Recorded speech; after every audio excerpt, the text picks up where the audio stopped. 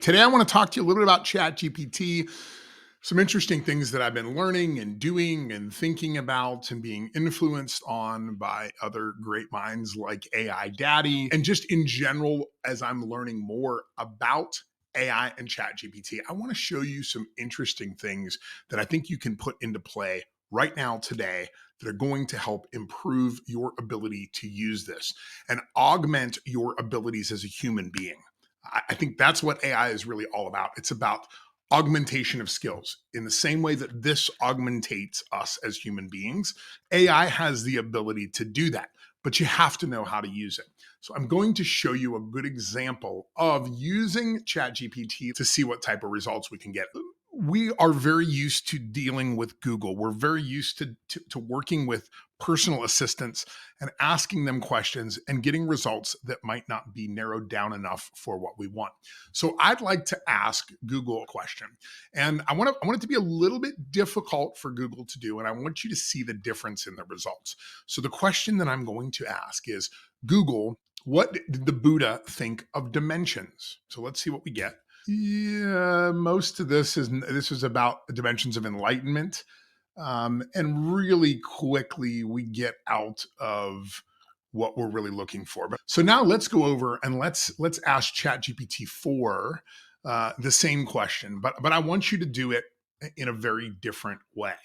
So instead of typing out, what did the Buddha think of dimensions? I asked this in a very specific way. I am speaking to ChatGPT in a way that I would speak to a human individual. I know this can be difficult. Many times we look at AI assistants and we don't say please and thank you, and we don't communicate with them in the way that we communicate with human beings. We instead communicate with them in the way that we would communicate with a computer. But that actually isn't going to work when we're working with ChatGPT. So we have to do something very different. We have got to set the tone. We've got to set the environment. We have to explain the audience. If you and I are standing face to face and we're having a conversation, I'm not just hearing what you're saying. I'm looking at your clothing. I'm looking at your status. I'm looking at your age, your gender. I am watching your facial expressions to understand if you're understanding the words that I'm saying or not. When we are dealing with an AI, we can't directly do that. So we have to set the stage. So here's how we're going to set everything up. And I want to show you this specific prompt because I think it's really a good one. So, number one, you are the Buddha. Okay. Number two, you fully understand enlightenment and how to obtain it.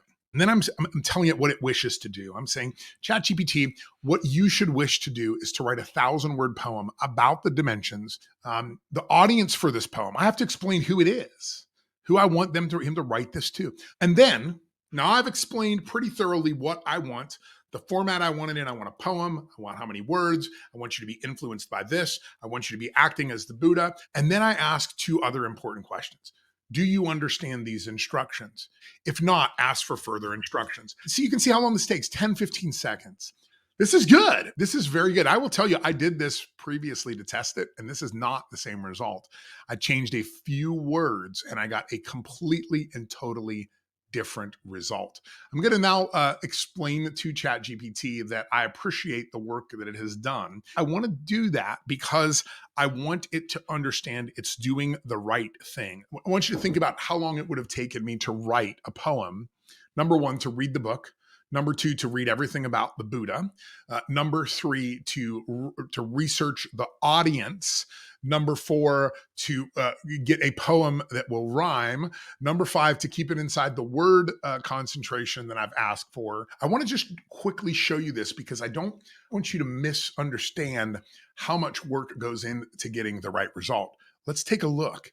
This is all that I've had to type and all the different iterations and versions I've had to get from it in order to get it to produce this type of result. But you can see how you can use this tool to your advantage. If you're a content creator, this is an incredibly, incredibly valuable thing. This is how you use a tool like ChatGPT. I hope that helps. If you have other things that you'd like me to talk about in these demonstrations, let me know. Make sure you turn into the Convergence podcast too. It's about all of these emerging trends and how they are going to affect the work that you do. All right, well, until next time.